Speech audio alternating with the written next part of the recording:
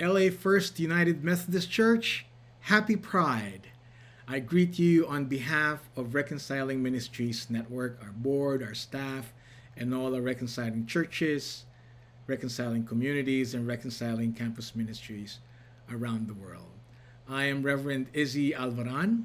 I'm the organizer of RMN for the North Central jurisdiction and the Western jurisdiction.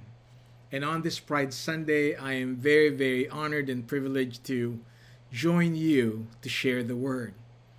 Your theme today is Cultivate Pride. Cultivate Pride. When you hear the word cultivate, what comes to mind? For me, when I hear the word cultivate, I think of taking roots. What are the roots of pride? What are we proud of? What are we celebrating as LGBTQ people and also as allies and loved ones of LGBTQ people? I believe that cultivating pride entails two things. One is taking root, knowing what our roots are. So, one of these would be the history of pride. It started with the Stonewall riots in 1969, where LGBTQ people, transgender people especially, stood up for their rights in the face of arrests, and they were raided at the Stonewall Inn, and they struggled. And because of that, the rights of LGBTQ people since then have continued to be front and center within our own community. And we have won many victories since then. That's one root, part of the roots of pride when we're trying to cultivate it. Another root that we need to see, or another part of cultivating pride, is understanding what our struggles are. Let's talk about our struggles in the United Methodist Church. In 1972, our denomination's General Conference added prohibitions and discriminatory words in the Book of Discipline. It started out with a simple statement saying that the practice of homosexuality is incompatible with Christian teaching. And then later on, we said that self avowed practicing homosexuals cannot serve as ordained clergy in our church. And then later on, we added that same sex marriages cannot be celebrated in our churches. You can be a member of this church, but we cannot celebrate your love through marriage, not by our clergy and not in our property, not in our local churches. These are the roots of our struggle. And for us to cultivate pride, for us to cultivate our struggle, we need to understand what we're up against and what our ancestors of faith have been through. The Stonewall riots, struggling against discriminatory church law. I don't even know what self-avowed practicing homosexual means, because I'm thinking, as a gay man, I am no longer practicing. I think I'm an expert homosexual. In fact, I'm a professional homosexual because of the ministry that I do. Now, in our text, the lectionary text for today is from 2 Samuel chapter 1. And many people see this lamentation of David because of the death of Jonathan and Saul as one text that shows the special bond and relationship between Jonathan and David, and saying possibly they're lovers. Because if you read verse 26 of 2 Samuel chapter 1, it says, David says, I grieve for you, Jonathan, my brother. You were very dear to me. Your love for me was wonderful, more wonderful than that of women. So many people who read this say, are they lovers? Possibly they are. More than friends. But then, when we are trying to cultivate pride in our LGBTQ identity, in my gay identity, and reading this text, I want to see a little bit more complexity because I think it's deeper than that. Definitely, David and Jonathan have an identity beyond what we read here. Every LGBTQ person has an identity or multiple identities beyond their sexual orientation or their gender identity. What am I trying to say here? If we are going to cultivate pride with and for LGBTQ plus persons, we also need to understand that LGBTQ plus inclusion, affirmation, and justice needs to be intersectional in nature. That means we weave together LGBTQ plus justice with justice issues and advocacies around identities that LGBTQ plus people inhabit. Now, I think it's better told through a story. Let me share with you my story. You can tell I'm brown. I'm also Filipino. I already said that earlier. I'm also an immigrant. You know, my first visit to the United States was in the late 90s. I came here to attend a conference at St. Simon's Island in Georgia. And I remember that was my first trip to the United States. I was a chaplain in a United Methodist University in the Philippines, and it was an event hosted by World Methodist Council for United Methodist teaching in Methodist colleges and chaplains in Methodist educational institutions. And so the morning after I got in, I was talking with this young man, and after a while, he asked me, "From what state are you?" And I said, "I'm from the Philippines." And he said, "Well, I understand that you're Filipino, but where do you live? What state are you from?"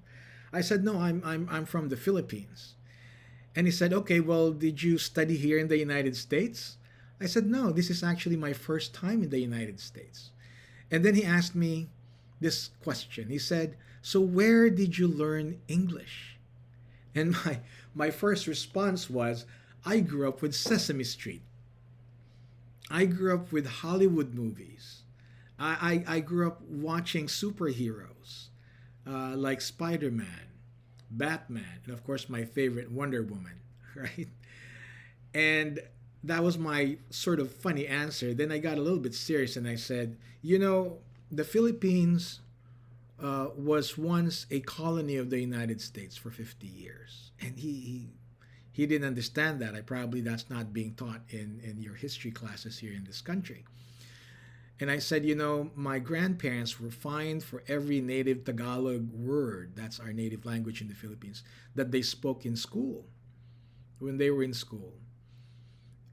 There was a time when Filipinos could not sing their national anthem, our national anthem, in our own native tongue. We have to sing it in English, and it was required.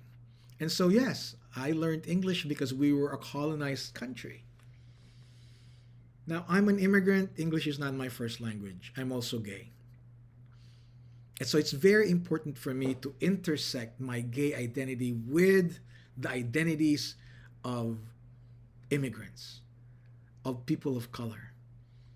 And in the midst of racial injustice that we have seen across the years in this country, that I always hear of. I think some people are well-meaning, but there are microaggressions, such as the question like, "Where did you learn English?" It's almost assuming that, oh, because you're a person of color, you're an immigrant, you don't know how to speak English. And when you experience that, you feel like you're other. You feel like you're a stranger, that you're different. Now, that's not my only experience. I'm also was once a political refugee in this country because, you know, back in the Philippines, right after I graduated from seminary in 1993, I started being active in social justice advocacies, working with farmers, with factory workers, with poor people in the cities, homeless people, and we would have protests, and I would be there as a clergy person. So I was like rabble rousing. Now, when I moved to the US in 2003 for grad school, soon after that, the government in the Philippines and our military started kidnapping, abducting, and killing activists. Extrajudicial killings is what they're called. We even had our bishops, United Methodist bishops in the U.S., visit the Philippines to do fact-finding missions, and Amnesty International, human rights organizations around the world, even the United Nations have declared that indeed the Philippines was engaged in extrajudicial killing and abductions of social justice advocates. Like some of these are my friends, some of them are clergy as well. And so, after much pondering, my bishop allowed me to file an application for political asylum, which I did in 2007. And I was granted political asylum in the United States in 2007. And later on, I became a U.S. citizen. This was just last year, August of last year. But going through the process of applying for asylum, I had to go through an interview, and there were two asylum officers that asked me questions, like and asked me why are you rabble rousing in the Philippines when in fact you're clergy? And I told them, well, there's only one answer to that question, which is the truth. I said the gospel of Jesus Christ mandates that Christians stand up for justice and speak up when we see things are wrong, when we see people who are being abused and oppressed. And that's why I said, as a clergy person, I was rabble rousing. I was a rabble rouser for Jesus. And then they said, well, if we grant you asylum, will you be rabble rousing in our country? That's a sort of a trick question. And my pro bono lawyer was getting fidgety in his seat. And I said, well, let me ask you a question in response to yours. I said, do you believe in freedom of speech? Do you believe in the freedom of expression, political expression? Do you believe in the right of people to peaceably assemble to seek redress of their grievances to the government that they elected as the people? We, the people, have these rights, don't we? And so their eyes widened and they were so excited, and they said very proudly that these are enshrined in the Bill of Rights of our Constitution. These are American values. To which I said, unfortunately, we don't have these rights and values respected right now in my home country because of the killings of my fellow activists and social justice advocates. And that's why I said I'm here humbly seeking the protection. I am really humbled, I said, because I'm seeking the protection of the country that colonized my country for 50 years, where a lot of my fellow Filipinos died during that occupation when we were colonized. But the short answer to your question is, if you grant me asylum, I will take full advantage of my First Amendment rights to be a rabble rouser for Jesus in your country. And eventually I was granted political asylum. But the experience of being an immigrant, of being a person of color, of being a political refugee in the United States, where English is not my first language, it's totally a different culture, and I'm still learning a lot about the United States, even now that I am a citizen. And even if I had to go through reviewing questions and answers for the citizenship interview, I have in my body multiple identities of being a colonized person, of being a person of color, being an immigrant, being a political refugee, and yes, being gay as well. And they can't be separated. When we cultivate pride, we have to look at the roots. And part of the roots of pride is pride in our multiple identities and celebrating these identities and struggling for justice at every intersection of these identities. I cannot struggle for LGBTQ rights alone if I'm not standing up for immigrant justice, if I'm not standing up for racial justice, when I'm not saying that Black Lives Matter and that we should stop Asian hate. I cannot stand up for LGBTQ justice if I'm not standing up for environmental justice? Because nothing else will make sense if we're all extinguished from the earth, don't you think?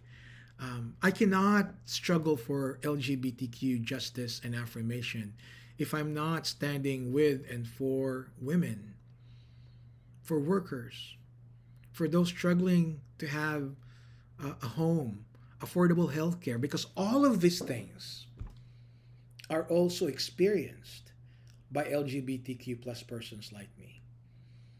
I mean, how can we have a fabulous gay wedding if we've lost our jobs because there are places where you could be kicked out of your work just for being LGBTQ?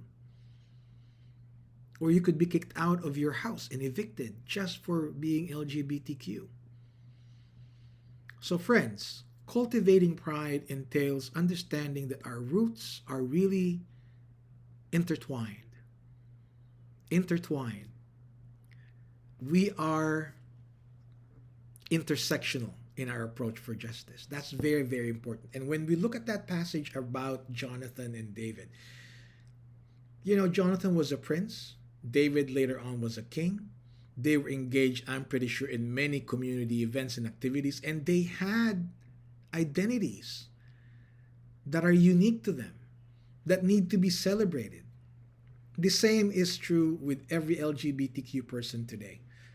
We have identities beyond our sexual orientation and gender identity. So cultivating pride needs to be rooted in intersectional justice.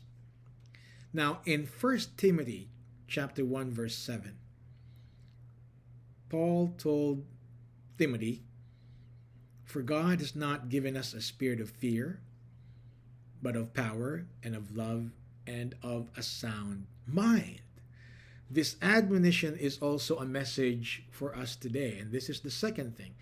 If cultivating means taking root, right? Cultivating also means springing out of the ground and being out in the open, like plants are needing of sunlight and being out in the open above the ground. We understand our root that's being cultivated and we grow. And we grow, our witness is about love. Do not be afraid, my friends, my LGBTQ siblings of faith, our allies and our loved ones. Fear backs down in the face of love. It has no power over love. Fear tells you lies, scares you, but if you know that God loves you, that nothing can separate us, nothing can separate us from the love of God, not even what the church says, then that conquers fear. Love conquers fear. Love conquers hate. Now, I was called to ministry in 5th grade. It was a youth and children's camp hosted by my church in the Philippines, which, by the way, my home church in the Philippines is the first Protestant and first Methodist church in the Philippines. And at one of our summer camps, I decided in 5th grade to respond to the call to ministry. We had an altar call, and I stood up and said, I'm responding to the call to be a pastor in 5th grade. So I was at a very young age. Our pastors, our deaconesses were, trying to help me go through this now new experience of being called to ministry. Little Pastor Izzy. Of course, they would still run after me and take me to Sunday school, right? But I was growing up and everybody was doting on me, like I'm being prepared for ministry. And later on, my father even said that he offered me to God like Samuel. I'm the eldest in the family. Now, also in 5th grade is when I started realizing that I'm different, because I started noticing I'm having crushes on my male classmates. And I already knew, even in 5th grade, that the United Methodist Church frowns upon LGBTQ persons. And in my home country, we're predominantly Roman Catholic, that there is a stigma, an immorality seen in being gay. And so I said, God, why would you call me to ministry and in the same year show me that I might be different, that I am gay? That is just I thought God was being very mean, and God was silent. Like there's no question, no answer to that question. And from fifth grade through high school to Bible college, I even went to a very conservative Bible college, and on to United Methodist Seminary. I lived in the closet in fear to be found out. I thought I could pray the gay away. I didn't know what to do. But I know I was called by God. I know I was called by God. And it wasn't until my first church assignment as an ordained clergy in this church that I realized that God had called me. Indeed, because of my baptism. Now, hold that thought. Hold that thought. Because of my baptism. Now, where does this come into your coming out story? To the story of love and grace. Okay, so I got called to ministry in fifth grade. I knew I was gay in fifth grade. And I was in the closet for the whole time until my first church assignment when I said, you know what? God called me. How did that happen? Growing up, at every family reunion, Catholic members of my family would always come up to me and ask me, or tell me, not ask me, that tell me that I'm actually Roman Catholic. They know that I responded to ministry, that I was being brought up like ready for ministry at a young age, but they keep telling me, you're actually Catholic. I said, how could that be? So I asked my father, like, hey, auntie and uncles and cousins are telling me I'm actually Catholic. What is this all about? And my father showed me two baptismal certificates, a Roman Catholic baptismal certificate and a United Methodist baptismal certificate. And he said, I was a convert to Methodism. And when I was about to get married, I told your mom and your mom's family, they're staunch Roman Catholics, that I will not get married in the Catholic Church, which is the tradition. And my Roman Catholic side of the family agreed, but there's a deal. The firstborn will be baptized Catholic. So they got married in the Methodist Church, which is my home church now. And I was born, and they took me to a Roman Catholic church and had me baptized in the Roman Catholic Church. But my dad secretly took me to the church of the pastor that did their wedding, because he was transferred from my home church to another church, and took me to that church and had me baptized again. And I said, we don't re-baptize people. And my father said, jokingly said, well, I wanted to make sure you're fully covered. I said, this is not like insurance. So that didn't really matter to me. Like, I had two baptisms. Big deal, right? But why is this important to my call to ministry? Why love and grace flowed from that baptism? You know why?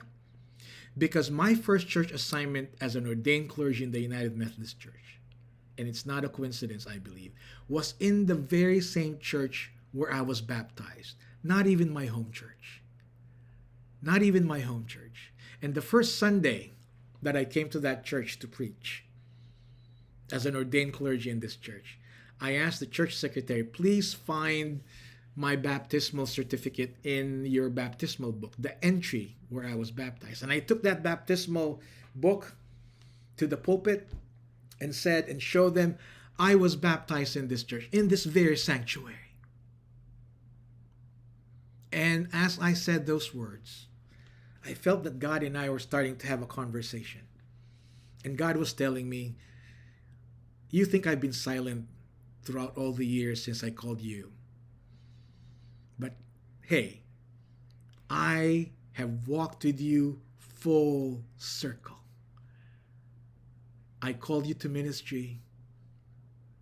I made you who you are, fabulously gay. And I brought you back to the very same place where as a baby, as a child, I celebrated you. Took you in and said, this is my child. So do not be afraid. Do not be afraid. There is nothing wrong with you, my child. You are mine, and I am yours. My baptism, that experience of being baptized and being taken back to that place where I was baptized now as an ordained clergy in this church, as a gay man, even if I wasn't fully out yet, even to myself, it was the first step of coming out of the closet. Where love, God's grace, that has no fine prints, dissipated fear, took out my own fear of accepting myself and reconciling myself for who I really am. And I'm able to shout it out and be out. Now, cultivating pride is finding our roots in intersectionality and speaking truth to power in witness like leaves and flowers blooming. So I ask you today, as you celebrate pride as a community, as you cultivate pride, please look at LGBTQ justice in light of other justice advocacies and then preach it, share it, live into it. My friends, happy Pride.